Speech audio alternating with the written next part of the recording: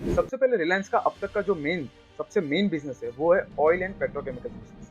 But ये सारे businesses एक तरह से सनसेट इंडस्ट्री में माना जाता है, क्योंकि आने वाले दिनों में हो सकता है कि इनके अल्टरनेटिव जो नॉन पॉल्यूटेड होंगे, जो हायर कैपेबिलिटीज के साथ अवेलेबल होंगे, उन प्रोडक्ट्स की डिमांड बढ़ जाएगी। और ये बात मुकेश अंबानी बहुत पहले ही भाप चुके थे। तभी से उन्होंने डिफरेंट डिफरेंट सेक्टर्स में एंटर करने की तैयारी शुरू कर दी। लाइक 2011-12 से मुकेश अंबानी ने जियो टेलीकॉम की प्रिपरेशन स्टार्ट कर दी। हालांकि हमें तो 15-16 में मिली। तो ऑयल एंड पेट्रोकेमिकल से हटके रिलायंस जिन सेक्टर्स में एंटर करना चाहता है, उनमें से जो खास सेक्टर्स है like telecom industry, energy sector, digital services, entertainment and media, and most prominently retail sector. तो इन सभी सेक्टर्स में एग्रेसिवली एक्सपेंशन करने के लिए रिलायंस क्या कर रहा है कि जो सेक्टर्स, जो इंडस्ट्रीज उनके रडार एरिया में, उस इंडस्ट्री की कंप्लीट सप्लाई चेन में, उस सप्लाई चेन से जुड़ी कंपनीज या फिर बिजनेस के साथ एक स्ट्रेटेजिक पार्टनरशिप करके, कंप्लीटली एक्विजिशन करके, या फिर एक मेजर स्टेक परचेस करके उस पूरी सप्लाई चेन के मैक्सिमम स्टेजेस पर रिलायंस अपना कंट्रोल ला सके। इससे फायदा क्या होगा कि जो मैन्युफैक्चरिंग कॉस्ट आएगी, जो क्वालिटी आएगी, जो क्वांटिटी आएगी, रॉ मटेरियल से लेके प्रोसेसिंग, मतलब हर स्टेज पर, मतलब एक फाइनल प्रोडक्ट को डेवलप करने में जितने भी स्टेजेस होंगे, मैक्सिमम स्टेजेस पर रिलायंस इंडस्ट्रीज का कंट्रोल रहेगा।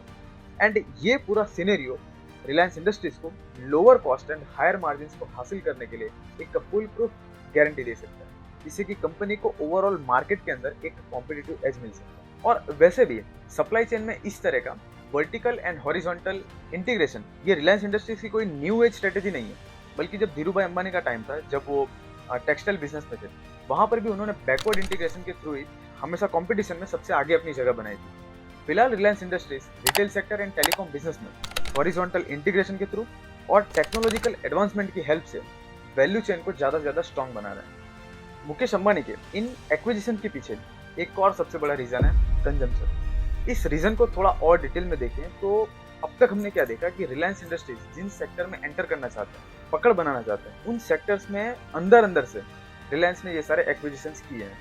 लेकिन इससे भी पहले एक सवाल और उठता है कि कंपनी इन सेक्टर्स में एंटर ही क्यों करना चाहती है। तो इन सारे सवालों का एक ही जवाब है, कंजम्पशन।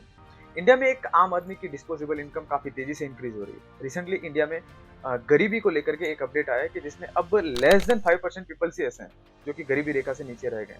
जीडीपी डेटा की बात करें तो एक एनालिसिस करने के लिए एक इनफ टाइम पीरियड है कि जिसमें इंडिया की जीडीपी ने वर्ल्ड वाइड आउटस्टैंडिंग परफॉर्मेंस दिया है। अभी इसी क्वार्टर की बात करें, मतलब दिसंबर क्वार्टर की बात करें, जहाँ पे सबका मानना था, मतलब सारी एजेंसीज का मानना था कि 7 से 7.5% का जीडीपी ग्रोथ रहेगा, लेकिन जीडीपी ने 8.4% का ग्रोथ दिया हुआ है। मतलब इंडियंस में कंजम्पशन पावर लगातार इंक्रीज होता जा रहा है।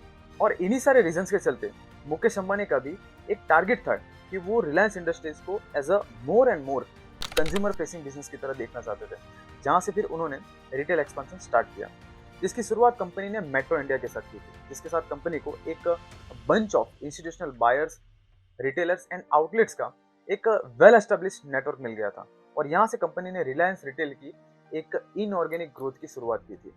Under Reliance retail company multiples of local and international clothing brands को एक्वायर करके, या फिर स्ट्रेटेजिक पार्टनरशिप करके, या फिर फ्रेंचाइजी राइट्स खरीद के उन्हें इन होम ब्रांड्स की तरह डेवलप करना चाहती है। यहाँ से भी आगे कंज्यूमर मार्केट को एक्वायर करने के लिए as a part of the expansion child focused brands को भी काफी एग्रेसिवली कंपनी ने एक्वायर कर रहे हैं। पिछले 2 से 4 सालों के अंदर रिलायंस इंडस्ट्रीज ने इन हाउस ब्रांड्स को डेवलप करने के लिए, मतलब self ruled and self owned brands को बढ़ाने के लिए एंड सप्लाई चेन नेटवर्क को और ज्यादा स्ट्रॉन्ग बनाने के लिए लगभग $10 बिलियन लगा दिए।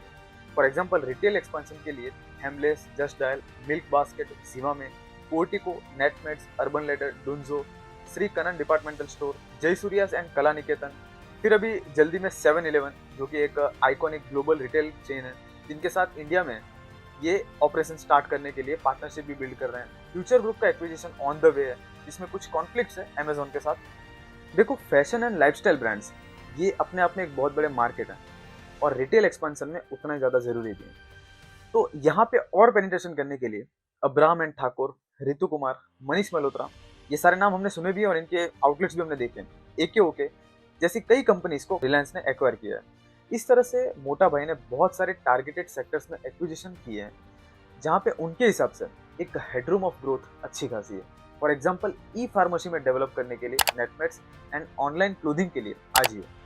रिलायंस इंडस्ट्रीज के पास एक ब्यूटी प्रोडक्ट्स ब्रांड भी है, वीरा। इस इंडस्ट्री में एक्सपेंशन करने के लिए उन्होंने क्या किया, कि एक pan India salon and spa company है नेचुरल्स, जिनके ओवरऑल इंडिया में 700 आउटलेट्स हैं। तो इस एक्विजिशन से रिलायंस को एक प्री बिल्ड कस्टमर बेस मिल जाता है, जो कि नेचुरल्स का था, वो अब टीरा को भी मिल जाएगा। तो ये इनकी कुछ स्ट्रेटेजीज हैं। अभी जल्दी में ही ऑनलाइन एंटरटेनमेंट इंडस्ट्री को एक्सप्लोर करने के लिए रिलायंस ने अंडर जियो ब्रांड जियो सिनेमा को लॉन्च किया था, जिसमें एज अ एक्सपांसन इनकी नज़र डिज्नी प्लस हॉटस्टार पर थी। इन्होंने बहुत कुछ फ्री दिया, बहुत ही लो कॉस्ट सर्विसेज प्रोवाइड की, जिससे कि डिज्नी प्लस हॉटस्टार का बिजनेस जो है वो काफ़ी डाउन हो गया। जहाँ रिलायंस इनको स्ट्रेटेजिकली कई तरह से बीट करता जा रहा है, जिससे एक बहुत बड़ी होप ये है कि डिज्नी प्लस हॉटस्टार के इंडिया ऑपरेशंस को जियो सिनेमा ही हैंडल करेगा। इसके अलावा पैरामाउंट, जो कि एक इंटरनेशनल एंटरटेनमेंट कंपनी है, इनके भी इंडिया ऑपरेशंस लगभग रिलायंस के हाथ में आने वाला है।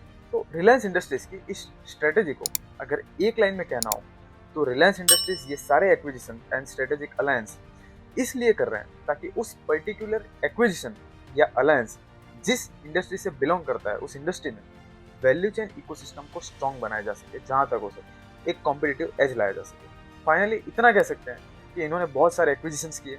जहाँ पर एक्विजिशंस नहीं है वहाँ पे एक साइजेबल स्टेक खरीदा हुआ है, जहाँ पे एक साइजेबल स्टेक नहीं है वहाँ पे स्ट्रेटेजिक पार्टनरशिप किया हुआ है, और जहाँ पे ये सब नहीं है और फिर भी कंपनी को वहाँ पे एंटर भी करना हो, तो वहाँ पे उस इंडस्ट्री को एक टफ कंपटीशन प्रोवाइड करते हैं लाइक डिज्नी, जिसके बाद सामने वाली कंपनी को मजबूरन हाथ भी मिलाना पड़ता है। और रिलायंस इतनी कैश रिच कंपनी है कि ये बहुत लंबे समय तक लॉसेस को फेस कर सकती है। तो फाइनली एक बहुत ही अच्छी इन्फॉर्मेशन थी, जो कि अगर आपको भी अच्छी लगी हो तो वीडियो को जरूर लाइक कीजिएगा एंड चैनल को भी सब्सक्राइब कीजिएगा।